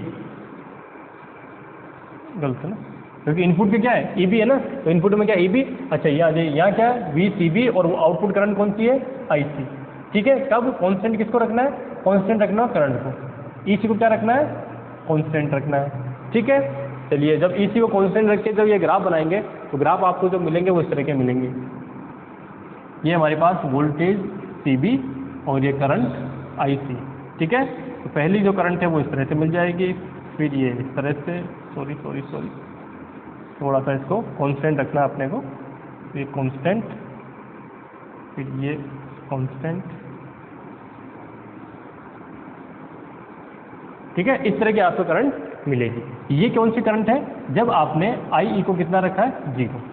ठीक है, आई ई 0 रखेगा तो उस केस की बात है। फिर आई ई की वैल्यू जैसे जैसे आप बढ़ती जाएगी वैसे वैसे ये आपको ग्राफ इस तरह से मिलते जाएंगे। ठीक है, इसमें अंदर जो आउटपुट का है ये जो रीजन होता है इसे बोलते हैं सैचुरेशन रीजन। क्या बोलते हैं, सैचुरेशन रीजन। ठीक है, ये जो रीजन होता है इसे बोलते हैं cut off region, cut off. ठीक है, और ये जो होता है बीच वाला इसे बोलते हैं कौन सा, जैसे ये हिंदी में बता देता हूँ, ये होता है सैचुरेशन यानी कि संतृप्त रीजन, है ना, सैचुरेशन यानी कि संतृप्त, और कट ऑफ का मतलब होता है अंतक, और ये जो बीच वाला है इसे बोलते हैं एक्टिव रीजन। ठीक है, इसे क्या बोलते हैं एक्टिव रीजन। ठीक है, अब एक्टिव को हिंदी में क्या कहेंगे, ये तो हो गया संतृप्त और अंतक, और एक्टिव का होगा, चलिए एक्टिव का जो भी आप एक्टिव लिख लीजिए, अभी हिंदी का इतना कोई वो नहीं है इशू, आपको दिमाग में क्या रखना है, ये जो रीजन है एक्टिव रीजन, जो ये रीजन है ट्रांजिस्टर मेनली अगर आप यूज़ करना चाहते हैं तो किस रीजन में यूज़ होगा, इस एक्टिव रीजन में ही यूज होता है। इस सैचुरेशन और कट ऑफ रीजन का काम का आता है जहां आप ट्रांजिस्टर एज ए स्विच, यानी कि ट्रांजिस्टर को अगर स्विच की तरह यूज़ करना है तो हम सैचुरेशन और इस कट ऑफ रीजन का यूज़ करते हैं, वो भी कौन से वाले का, common base, sorry common emitter वाले का। अभी कौन सा चल रहा है कॉमन बेस, तो उसको कौन सा करते हैं, कॉमन एमिटर वाले का यूज करते हैं। ठीक है, तो ये 3 रीजन है, सैचुरेशन, एक्टिव और कट ऑफ रीजन। ठीक है, यानी कि आपने करंट कितना कर दी यहाँ से, इनिशियली आपने कोई करंट नहीं दी है इनपुट की। ठीक है, जब आउटपुट के ग्राफ बनाते हैं तो वो किस पर डिपेंड करते हैं, करंट पर डिपेंड करते हैं। ठीक है, और जब इनपुट के ग्राफ बनाते हैं तो किस पर डिपेंड करते हैं, आउटपुट की करंट पर डिपेंड करते हैं। ठीक है, तो इसका मतलब क्या हुआ, जो आपने एच पैरामीटर पढ़ा था, तो एच पैरामीटर में आपको मैंने सेम यही कंडीशन बताई थी। ठीक है, कि इनपुट की तो हमने क्या लिया था, इनपुट की तो लिया था करंट, और आउटपुट की क्या ली थी वोल्टेज। उन दोनों को क्या माना था, उन दोनों को वेरिएबल, और उनके साथ फंक्शन किसके थे, दूसरे जो थे उनके फंक्शन थे, और उनको हमने सॉल्व किया था। ठीक है, तो ये हमारे पास क्या आ गया, इसका जो है कॉमन बेस के लिए जो ग्राफ कैसे बनेंगे उसकी हमने बात कर ली। ठीक है, इसी तरह से हम आ जाते हैं कॉमन एमिटर में। फटाफट इसको कंप्लीट करते हैं, क्योंकि नेक्स्ट जो वीडियो हम बनाएंगे उसके अंदर फिर हम थ्योरेटिकल पे नहीं जाएंगे, फिर इसके जो सोल्व जो है उस पर जाएंगे, है ना, जिसको कैसे सोल्व करते हैं उसकी बात करते हैं। ठीक है, चलिए, तो नेक्स्ट है हमारे पास कॉमन एमिटर, है ना, कॉमन एमिटर। तो कॉमन एमिटर जो कॉन्फ़िगरेशन है उसके अंदर जो है आपके पास इनपुट में जो रहेगा वो बेस रहेगा, आउटपुट में वही आपके कलेक्टर रहेगा। ठीक है, तो ये हमारे पास वही पीएनपी ले रहा हूँ ना, पीएनपी। ठीक है, पहली जंक्शन ये किस में रहेगी, फॉरवर्ड वाइज, तो फॉरवर्ड वाइज का मतलब एन है तो ये नेगेटिव पॉजिटिव, इस तरह से आप इसको कनेक्ट कर दीजिए। सेकेंड जंक्शन किस में रहेगी, रिवर्स बाइस में, तो रिवर्स बाइस का मतलब पी ये है और ये एन है, तो इसके अकॉर्डिंग ये जब हमारे बनेगा ये बन जाएगा पॉजिटिव नेगेटिव पॉजिटिव नेगेटिव। ठीक है, ये क्या बनेगा, एक सेकेंड, है ना, positive negative reverse bias that is ये, हाँ ये सॉरी ऐसे पी पार्ट को। ठीक है, तो ये किस में रहेगी, ये रहेगी हमारे पास, कुछ गलत लिख रहा हूँ क्या, तो पीएनपी है ना, पी किससे जुड़ेगा, नेगेटिव से, है ना, रिवर्स बाइस में ना तो नेगेटिव से, है ना, ये नेगेटिव से जोड़ दीजिए। ठीक है, अब ठीक है ना, हाँ ठीक है। और इसको याद रखने का तरीका क्या है, जो इस तरफ टर्मिनल रहेगा वही टर्मिनल आपका क्या रहेगा इस तरफ, अगर इस तरफ नेगेटिव था इस तरफ भी नेगेटिव और पॉजिटिव तो पॉजिटिव। ठीक है, चलिए, तो ये आपके पास इक्वेशन बन जाएगी। नेगेटिव है ना, ये वाला पोर्शन नेगेटिव से कनेक्टेड होगा क्योंकि रिवर्स बाइस में अपने को करना है। ये आपका क्या हो गया, तो यहाँ से जो है अगर एनपीएन है तो ये हमारा आई, ठीक है, ये हमारा आई, सॉरी बाहर आएगा ना, आई बी। ठीक है, नेगेटिव की तरफ करंट आएगी और ये नेगेटिव की तरफ है, तो इसका मतलब ये हमारी आई सी। ठीक है, और पीएनपी है तो ये इस तरह से, ये हमारा डायग्राम हो गया। फिर से आप देखिए फर्स्ट केस किसकी तरह बिहेव कर रहा है, कि डायोड की तरह बिहेव कर रहा है। ठीक है, तो डायोड की तरह बिहेव कर रहा है, कैसी इक्वेशन बन जाएगी। अब आपके इनपुट क्या होगा, तो इनपुट आप देखिए बी और ई, ठीक है। तो इनपुट क्या होगा, इनपुट जो होगा वो हो जाएगा आई, वही वी बी, ठीक है। और करंट क्या हो जाएगी, आउट इनपुट की करंट जो रहेगी वो रहेगी आई बी, ठीक है। इस बार करंट क्या रहेगी, आई बी, क्योंकि यहाँ इनपुट में करंट कौन सी फ्लो कर रही है, आई बी करंट फ्लो कर रही है, इसको नहीं देखना है, इसको देखना है, ठीक है। आगे आ जाइए, तो इसका ग्राफ कैसा बनेगा, तो आई बी और बी ई में ग्राफ बन जाएगा, ठीक है। नेक्स्ट में आ जाइए, उस तरफ चलेंगे तो आउटपुट में क्या है, आउटपुट में करंट तो आई सी है और यहाँ वोल्टेज कितनी होगी, इन दोनों के बीच की वोल्टेज, तो वो कितनी है, तो वो सेम ही रहेगी। सिर्फ और सिर्फ क्या चेंजेस होगा, ये करंट क्या चेंजेस होगी, ये इनपुट की जो करंट है वो चेंजेस होगी, ठीक है। तो यहाँ क्या आ जाएगा आई बी, ठीक है, ये क्या हो जाएगा आई बी। तो इसका मतलब इस बार इनपुट की करंट को कांस्टेंट रखते हुए ग्राफ बनाएंगे, ग्राफ क्या बनेंगे, एग्जैक्टली सेम ग्राफ बनेंगे, उसमें कोई ज़्यादा डिफरेंस आने वाला नहीं है, ठीक है। कोई समस्या, सही चीज़ वही कट ऑफ रीजन, वही सैचुरेशन रीजन और सारी चीज़ें चलेगी। और ये सबसे इंपॉर्टेंट है दिमाग में रखना, ठीक है, मोस्ट इंपॉर्टेंट है कॉमन एमिटर, इसको हम हर जगह, ट्रांजिस्टर एज ए स्विच तो कॉमन एमिटर, एम्पलीफायर कोई सा भी लेंगे तो कॉमन एमिटर, ठीक है। इस तरह से आप इसको ध्यान में रखेंगे, ठीक है। यहाँ फिर से जो करंट की इक्वेशन बनेगी वो इक्वेशन क्या बन जाएगी, अच्छा मैंने उसमें वो चीज़ नहीं लिखाई थी, है ना, एक जो कॉमन जो बेस था हमारा फर्स्ट वाला जो था ना, कॉमन बेस वाला, उस कॉमन बेस वाले में ये लिख देना कि, एक सेकेंड, है ना, कॉमन बेस वाला जो था ना, वहाँ पे हमने एक धारा लाभ नहीं देखा था ना, कि करंट गेन नहीं देखा, तो वहाँ लिख लेना जो करंट गेन था वो यूज़ करेंगे हम ना। करंट गेन को किससे डिनोट करते हैं, एल्फा से डिनोट करते हैं, ठीक है। करंट गेन से किससे डिनोट करते हैं, एल्फा से डिनोट करते हैं। और इसका मतलब क्या था, output current upon input current, ठीक है, output current upon input current, ठीक है। तो आउटपुट करंट क्या थी वहाँ पे जो आउटपुट करंट थी उस वाले केस में, आउटपुट में क्या था, इस आई सी था तो आई सी हो गया, और इनपुट में क्या था, एमीटर यानी कि आई ई था, ठीक है। तो ये क्या होगा हमारा एल्फा, ठीक है, इसे क्या बोलते हैं, एल्फा बोलते हैं, ठीक है। आगे समझ में, करंट गेन कौन सा, output current gain upon input current gain जो था, ठीक है। तो इस केस के अकॉर्डिंग, ठीक है, इस केस के अकॉर्डिंग देख लेना कि जो आई सी है वो किसके बराबर हुआ, एल्फा आई ई के बराबर हुआ, किसके बराबर हुआ, एल्फा आई, उसमें लिख लेना ना, उसमें आपको लिखवाया नहीं था, मैं भूल गया था, तो आप ये लिख लेना एक बार। ये कंसेप्ट जो है ये दिमाग में रखना, ये बहुत इंपॉर्टेंट है। और इस एल्फा की जो वैल्यू होती है ये करीब करीब कितनी होती है, ये 0.9 से 0.87 समथिंग इसके आसपास, मतलब 1 से कम होती है, ठीक है। क्या होती है, 1 से कम होती है, वो डिपेंड करेगा कि आपको इक्वेशन क्या दे रखी है उसके अकॉर्डिंग, तो मैं लिखता नहीं हूँ, लेकिन आप दिमाग में रखिए क्या होती है, 1 से कम वैल्यू होती है, ठीक है। क्यों होती है जानते हैं, क्योंकि देखो आईसी और आईसी लगभग इक्विवेलेंट है, ठीक है, लेकिन फिर भी क्या है, कुछ जो आप जंक्शन पार करते हैं पहली वाली, तो कुछ जो होल्स या जो भी इलेक्ट्रॉन है एनपीएन या पीएनपी लेते हैं उसके अकॉर्डिंग, जो बहुसंख्यक है मेजॉरिटी आयन से, वो क्या करते हैं वहाँ रिकॉम्बाइन हो जाते हैं, तो कुछ क्या हुई, कमी होगी, ठीक है, बेस में जाते हैं। तो इसका मतलब जो आगे कलेक्टर में पहुँचेंगे वो क्या पहुँचेंगे, थोड़े से कम पहुँचेंगे, इसलिए क्या होता है, ये थोड़ी सी कम आती है, ठीक है। तो ये हमारे पास क्या हो गया, अल्फा। अब यहाँ से एक चीज़ और है, वो क्या चीज़ है कि यहाँ जब आप इसकी बात करते हैं आई सी की, ठीक है, तो आई सी जो वहाँ कलेक्टर में जा रही है करंट, उसमें क्या होता है, कुछ जो है आई सी होती है वो मेजॉरिटी चार्ज आयन से भी होती है। ये आपने डायग्राम बना लिया होगा, ये सेम डायग्राम बनेगा, इसमें कोई चेंजेस नहीं, आउटपुट और इनपुट के अंदर मैंने आपको बना के रख दिया है, ठीक है। बस आप क्या ध्यान रखेंगे, ये जो आउटपुट में था ना वो इसी हो जाएगा, ठीक है, क्या हो जाएगा, इसी हो जाएगा, करंट तो वही चलेगी, क्योंकि आपके पास क्या है, ई और सी में वोल्टेज चलेगी, बस ये हो जाएगा किसके लिए, कॉमन एमिटर के लिए, ठीक है। अब कॉमन बेस का ये थोड़ा सा आप लिख लेना वहाँ पे, इसको मैं आगे यहाँ सोल्व कर रहा हूँ, ये ग्राफ सेम ही चलने वाले हैं सब में, है ना। तो यहाँ से अगर आप देखते हैं तो इक्वेशन में क्या होगा कि जो हमारी आई सी है ना, आई सी जो है वो दो पार्ट में होती है, एक तो होता है आई सी जो किसकी वजह से है, एल्फा ई की वजह से, प्लस एक होता है आई सी ओ। सी ओ का मतलब क्या है, ये है जो आप अगर इस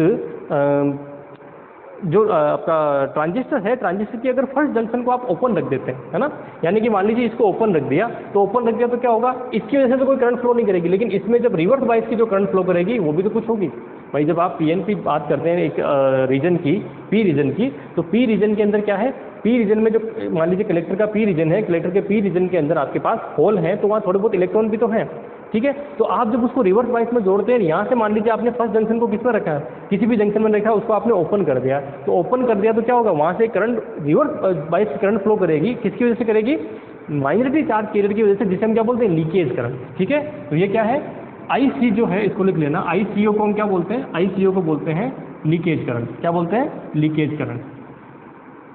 लीकेज करंट किसकी वजह से है? Minority charge carrier. ठीक है, किसकी वजह से होती है ये? माइनॉरिटी चार्ज कैरियर की वजह से होती है। टोटल जो IC होती है वो क्या होती है? अल्फा इसके इक्विवेलेंट होती है। ठीक है ना? ICBO भी बोल सकते हैं इसको, क्योंकि अपन कॉमन बेस ले रहे हैं ना, तो ICBO लिख देते हैं इसको। ठीक है, क्योंकि ये हर बार में IC लिखूंगा तो वो कन्फ्यूजन रहेगा, तो ICBO लिख देता हूँ। CBO मतलब क्योंकि ये कॉमन बेस में अलग होगी, कॉमन कलेक्टर में अलग होगी, कॉमन एमीटर में अलग होगी, इसकी वैल्यू कुछ ना कुछ अलग अलग चेंजेस होती है। ठीक है, तो ये हमारे पास क्या है, जो IC होती है टोटल, वो IC क्या होती है? इसके इक्विवेलेंट होती है। ठीक है, चलिए, तो ये आपको एक इक्वेशन दिमाग में रखनी है, इसको मैं आगे सोल्व भी करूंगा, है ना, इसको मैं आगे यूज करूंगा। तो ये किस में लिखोगे? कॉमन बेस में लिखोगे, है ना। अब आ जाइए कॉमन एमीटर के अंदर, तो कॉमन एमीटर में इक्वेशन क्या बनेगी? ठीक है, चलिए, ये पिछली वाली का था, अब आते हैं कॉमन एमीटर। तो कॉमन एमीटर में क्या हो रहा है? कॉमन एमीटर में जो आपकी करंट गेन होगा उसे करंट गेन को बोलेंगे हम, सॉरी मैं लिख देता हूँ, करंट गेन, उसे हम डिनोट करेंगे किससे? बीटा से। और बीटा क्या होगा? Output current upon input current. Output current इसमें कितनी है? IC। इनपुट कौन सी है? IB। इसकी जो वैल्यू होगी वो क्या होगी? हाई। क्यों होगी? देखो, ये माइक्रो एम्पीयर में होती है, किस में होती है? मिली एम्पीयर में। तो इसका मतलब क्या होगा? इसकी लगभग 100 के आसपास आपको वैल्यू मिलेगी, यानी कि 2 डिजिट में तो आपको वैल्यू मिलेगी ही मिलेगी, वो भी 90 के आसपास, है ना, 90 से अबव मिलेगी। ठीक है, तो ये हुआ हमारा बीटा। इससे मैं अगर बात करता हूँ IC की, ठीक है, तो इसमें क्या होगा? एक तो बीटा B हो गया, प्लस ये क्या होगा? I कॉमन एमीटर और लीकेज करंट। कॉमन एमीटर की लीकेज करंट, क्योंकि भाई कॉमन एमीटर की वजह से भी क्या होगा? लीकेज करंट होगा। मान लीजिए IB कितना है? 0, तो IB 0 तो भी क्या होगी? कुछ ना कुछ करंट मिलेगी। क्यों मिलेगी? क्योंकि इसे किसमें है? रिवर्स बायस में, तो रिवर्स बायस की वजह से करंट कुछ ना कुछ मिलेगी। अब इसके अंदर और हमारा पहला जो था करंट कौन सी? IC equal to alpha I beta, है ना, तो IE था, हाँ, IE plus I common base E। तो इसमें क्या कोई रिलेशन होगा क्या? हाँ, 100% रिलेशन होगा। क्या रिलेशन होगा उसकी बात करते हैं। तो आ जाइए पहले तो इसके अंदर, अच्छा इससे पहले हम क्या करते हैं, एक रिलेशन और फाइंड आउट कर लेते हैं कि अल्फा और बीटा में क्या रिलेशन होगा। ठीक है, अल्फा और बीटा में क्या रिलेशन होगा। तो यहाँ से आप देखिए कि IE जो है वो इक्वल किसके होता है? IC प्लस IB के, है ना, IC प्लस IB के होता है। ठीक है, अब क्या करते हैं इसके अंदर कि मुझे 2 चीज़ चाहिए, है ना। एक में तो क्या था? IC अपॉन IB, और एक में था ये। तो इसमें क्या करता हूँ, सब में इक्वेशन में IE से डिवाइड कर देता हूँ। जैसे IE से डिवाइड करूँगा इक्वेशन क्या बन जाएगी? IC upon IE plus I,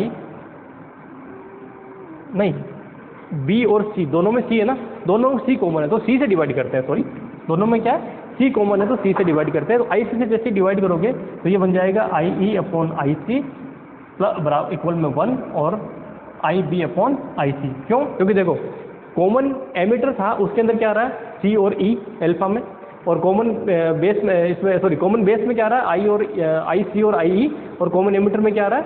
IC और IB। तो IC दोनों में कॉमन है, तो इसलिए मैंने क्या किया? IC से डिवाइड कर दिया। तो डिवाइड कर दिया तो ये क्या बन गया? 1 अपॉन अल्फा, और ये क्या बन गया? 1 अपॉन बीटा। ठीक है, तो इक्वेशन यहाँ से क्या बन जाएगी? ये बन जाएगी 1 upon alpha is equal to 1 plus 1 upon beta. ठीक है, अगर अल्फा की वैल्यू फाइंड आउट करनी है तो क्या करेंगे? 1 upon alpha is equal to beta plus 1 upon beta, तो alpha is equal to beta upon 1 plus beta. ठीक है, ये किसकी हो गई? अल्फा की वैल्यू। अगर बीटा फाइंड आउट करना है तो क्या करेंगे? बीटा के अंदर इसको इस तरफ भेज देंगे, तो 1 upon beta is equal to 1 upon alpha minus 1। ठीक है, तो 1 upon beta is equal to 1 minus alpha upon alpha. ठीक है, तो beta is equal to alpha upon 1 minus alpha, तो ये क्या हो गया? बीटा हो गया। ठीक है, आगे दोनों केस, तो अल्फा और बीटा में रिलेशन हम इस तरह से फाइंड आउट आपस में कर सकते हैं। ठीक है, लिख लेना इसको।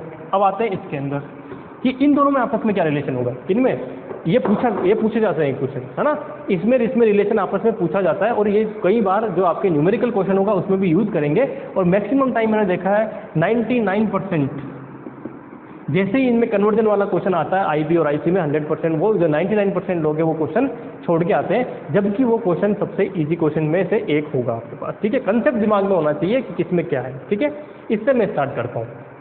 ठीक है, इससे स्टार्ट करता हूँ तो मेरे पास क्या है? इस I जो है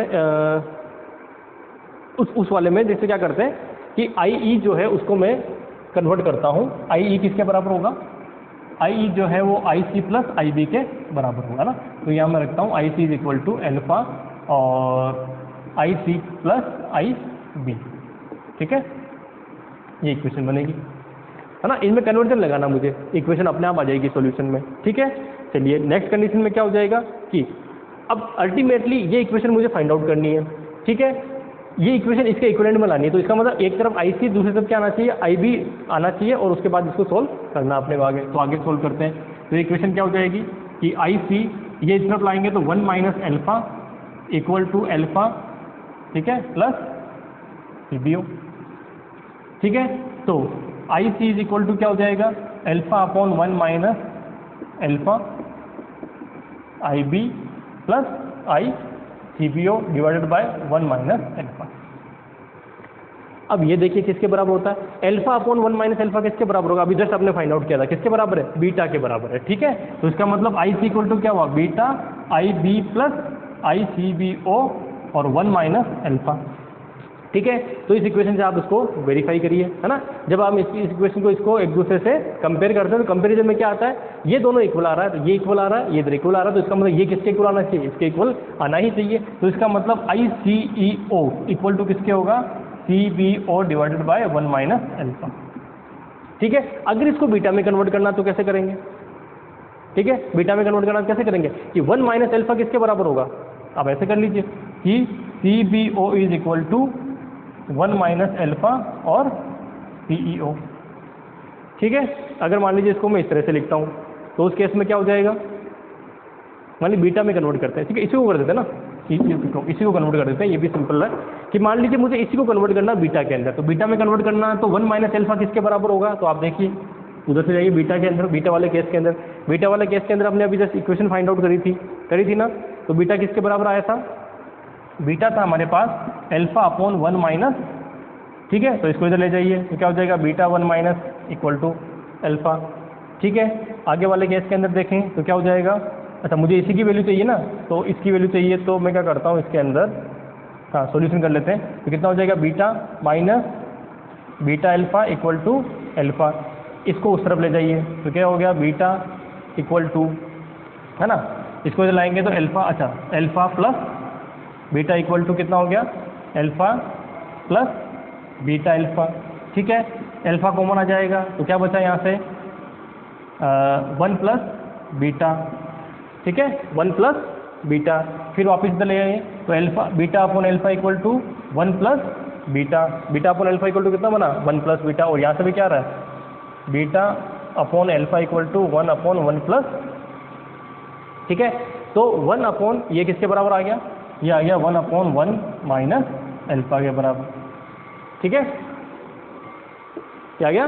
तो इसका मतलब क्या हुआ कि 1 अपॉन 1 माइनस एल्फा किसके बराबर है, वो है 1 प्लस बीटा के बराबर। तो इसका मतलब यहाँ क्या कर सकता हूँ मैं, इसको लिख सकता हूँ 1 plus beta C B O, ठीक है। तो इन दोनों का रिलेशन आपस में आ गया, ठीक है, इन दोनों का रिलेशन आपस में आ गया है, और रिलेशन क्या आया है वो आप देख सकते हैं, बड़ा सिंपल सा रिलेशन है। क्या रिलेशन है कि अगर आपको कॉमन, ठीक है, एल्फा मैंने कॉमन बेस दे रखा है तो सीईओ कैसे निकालेंगे, ऐसे निकालेंगे। अगर कॉमन एमिटर दे रखा है, ठीक है, और आपको सीबीओ दे रखा है तो कैसे निकालेंगे, ऐसे निकालेंगे। तो आपस में इनका रिलेशन आप फाइंड आउट कर सकते हैं आईसी निकालने के लिए, ठीक है। ये बहुत इंपॉर्टेंट चीज़ है ये वाली, ये आप दिमाग में ज़रूर रखेंगे, ठीक है। अगर ये दिमाग में रख लेंगे तो सारी चीज़ें आपके क्लियर हो जाएंगी, ठीक है।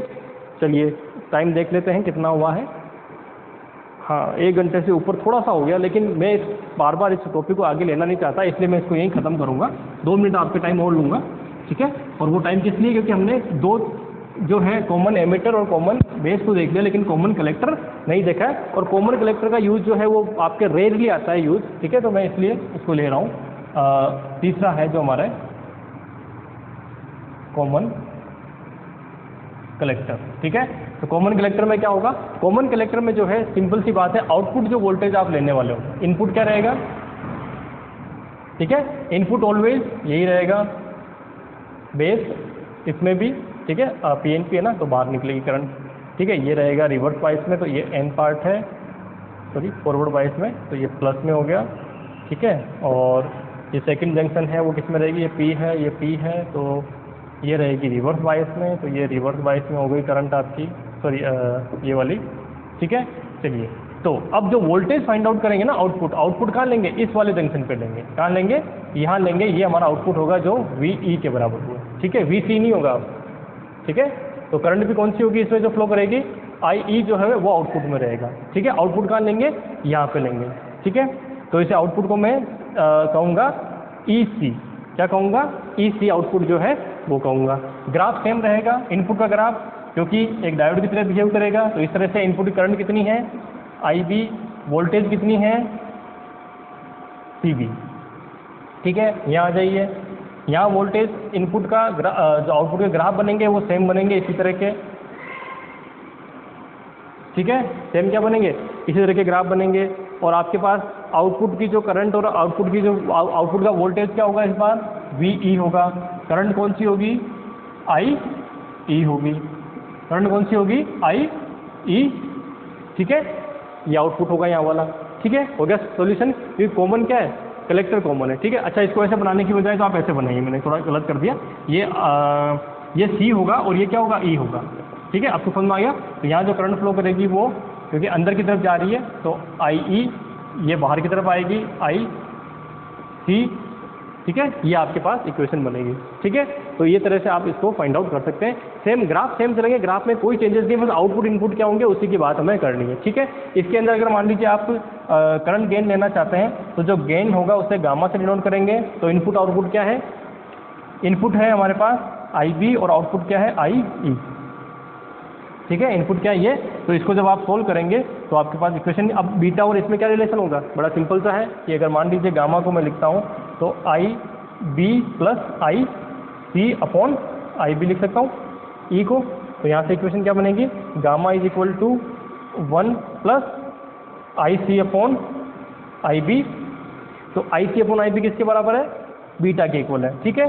तो गामा इक्वल टू क्या आ गया 1 प्लस बीटा, तो ये आपस में रिलेशन, तो जब 1 प्लस बीटा ये आ गया गामा इक्वल टू, तो आप इसको किसमें लगा सकते हैं, ये जो इक्वेशन है इसका यूज़ करके आप अल्फा में भी इक्वेशन फाइंड आउट कर सकते हैं, ठीक है। तो कुल मिला के जो है मैंने आपको सारी चीज़ें आज पढ़ा दी है, मैक्सिमम चीज़ें जो भी मुझे पढ़ानी थी, ठीक है। थ्योरेटिकल पोर्शन हमने आज ज़्यादा देखा है, पर थ्योरेटिकल पोर्शन में से क्वेश्चन आपके बहुत ज़्यादा आने वाले हैं, ठीक है।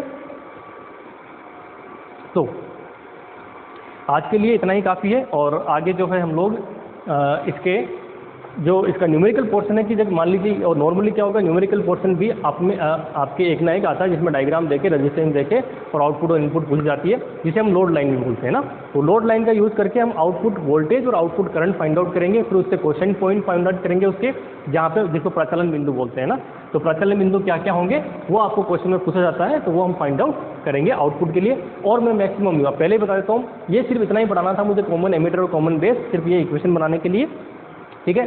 मैक्सिमम जो चीज़ें मैं कल सोल्व करने वाला हूँ सर्किट, वो सारे के सारे कॉमन एमीटर के लिए करेंगे, क्योंकि वो सबसे इंपॉर्टेंट है एम्प्लीफिकेशन के लिए, और वहीं से क्वेश्चन आपको पूछ जाते हैं, ठीक है। तो आज के लिए इतना ही काफ़ी है, थैंक यू।